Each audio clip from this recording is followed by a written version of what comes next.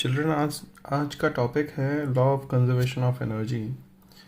According to this law the energy can neither be created nor can it be destroyed, only it can be changes from one form to another form. ये law आप already 9th class में भी पढ़ चुके हैं।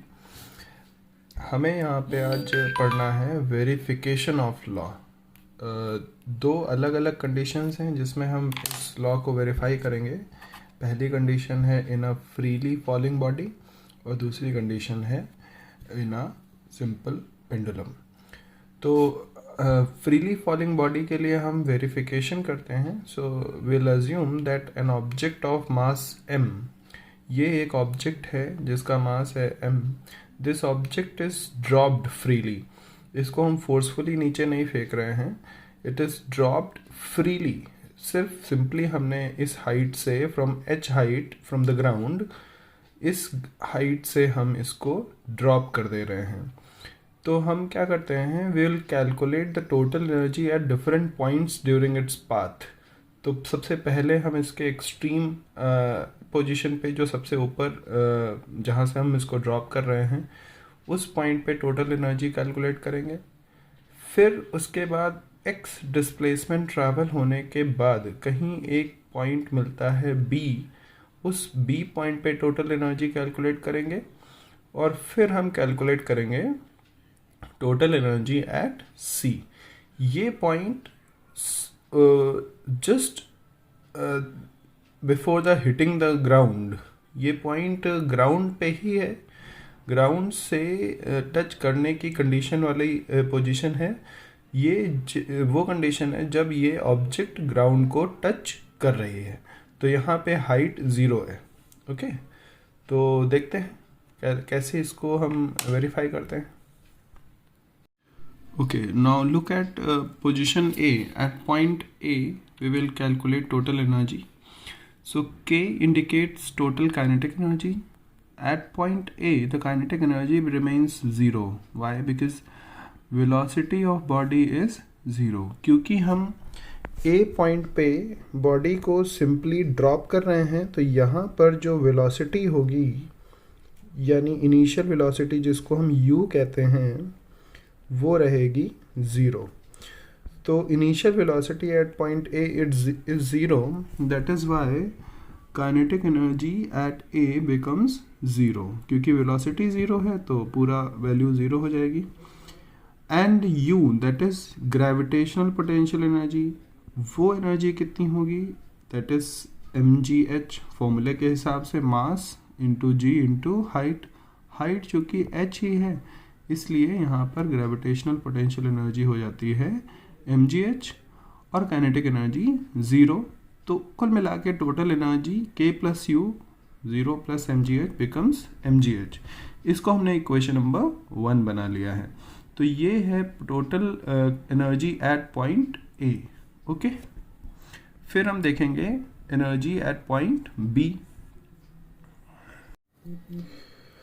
So to find out total energy at point B, we should know B point is here, somewhere in between the total path A to C।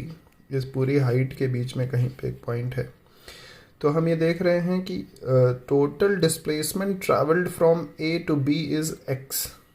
So according to this we will find out kinetic energy and total height of B from the ground is h minus x।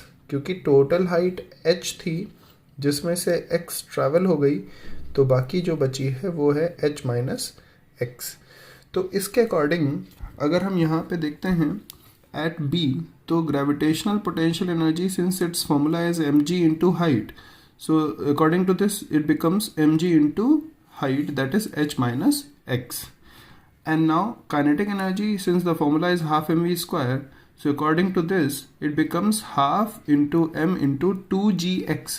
Now what is 2gx? ये कहाँ से आया? तो आप देख सकते हैं v square की जगह पे हमने 2gx लिखा है। अब ये कैसे आ रहा है, इस पे ध्यान देते हैं। तो third equation of motion v square equals to u square plus 2as होता है। u 0 है तो v स्क्वायर की वैल्यू हो जाएगी 2as। अब a क्या है? Gravitational acceleration. और डिस्प्लेसमेंट कितना है? x। मैंने आपको पहले भी बताया कि displacement from a to b is x। तो हमने यहाँ पे लिख दिया कि डिस्प्लेसमेंट इज x। तो v square becomes 2gx। So that's why we have written over here 2gx। तो 2 and 2 cancelled and k becomes mgx। फिर से अगर हम टोटल एनर्जी कैलकुलेट करते हैं तो k plus you, kinetic energy plus potential energy. So value of kinetic energy is mgx, value of potential energy is mgh minus x। इस bracket को open करेंगे तो हमें ये वैल्यू मिलेगी और कुल मिला के टोटल एनर्जी आ जा रही है mgh eight second case.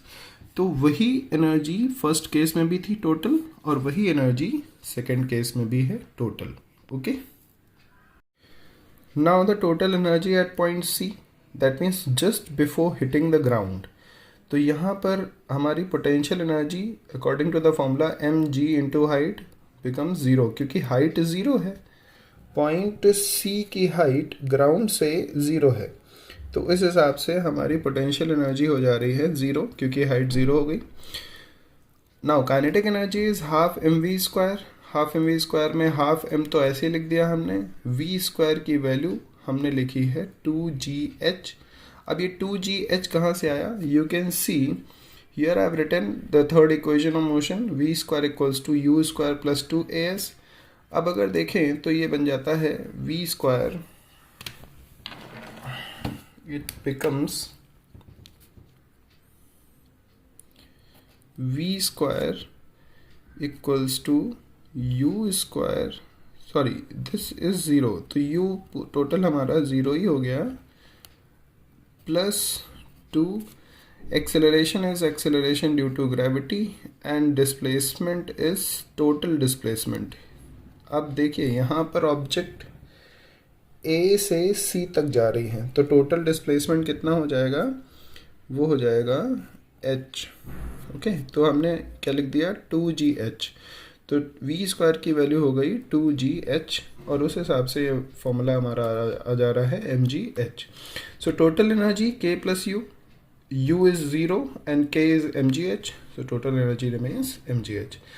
Eight third position also total energy is mgh, second position total energy is mgh, and first position total energy is mgh।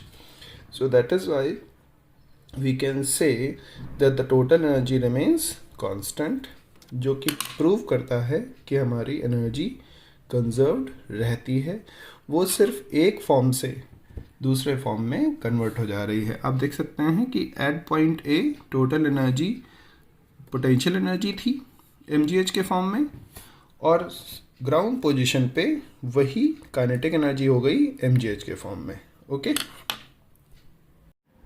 Okay children, as I told you there are two different conditions to prove law of conservation of energy. So this is another condition, conservation of energy in simple pendulum.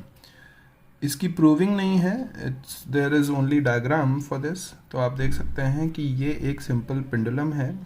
Pendulum अगर vibrate कर रहा है then this condition would be it's mean position, and these two conditions will be the extreme positions. अब हम ये कहते हैं कि एक वाइब्रेटिंग पेंडुलम में एनर्जी कंजर्व्ड कैसे रहती है। तो अगर एक वाइब्रेटिंग पेंडुलम एक्सट्रीम पोजीशन पे पहुंचता है तो क्या होता है? वो वहाँ पे रुकता है और वापस आता है अपने मीन पोजीशन की तरफ। That means at extreme position the pendulum means bob of the pendulum is at rest, no motion, whereas at at mean position it has maximum velocity, और फिर से वो velocity कम होते होते extreme position पे 0 हो जाती है। So since the velocity is 0 at extreme position, तो kinetic energy becomes 0, whereas potential energy is mgh। now what is mgh? अब आप देखिए, अगर हम इसको कहते हैं कि ये मीन पोजीशन है, तो मीन पोजीशन से कुछ हाइट गेन करने के बाद एक्सट्रीम पोजीशन मिलती है। तो mass of Bob into gravitational acceleration into this height gained by the Bob gives potential energy at extreme position. This height remains same at this extreme position also. यहाँ पर भी height वही होगी जो height यहाँ पे है. तो इसका मतलब है एक्सट्रीम पोजीशन पे पोटेंशियल एनर्जी हो जाती है mgh और काइनेटिक एनर्जी ज़ीरो क्योंकि वेलोसिटी ज़ीरो है. Now this potential energy converts into kinetic energy जब ये टोटल हाइट वापस मूव करते हुए बहुत ही स्पीड में बॉब नीचे आता है, मीन पोजीशन पे आता है, तो वही पोटेंशियल एनर्जी कन्वर्ट हो जाती है काइनेटिक एनर्जी में. और चूंकि वो पूरी हाइट अब कवर हो चुकी है तो यहाँ पर हाइट रिलेटिवली ज़ीरो हो जाएगी, इसलिए u हो गया ज़ीरो और k हो गया mgh. इससे ये प्रूव हो जाता है कि एक्सट्रीम पोजीशन की पोटेंशियल एनर्जी पूरी तरह से कन्वर्ट हो गई है काइनेटिक एनर्जी में. So the total energy remains conserved, only one form of energy is converted to another form. Okay.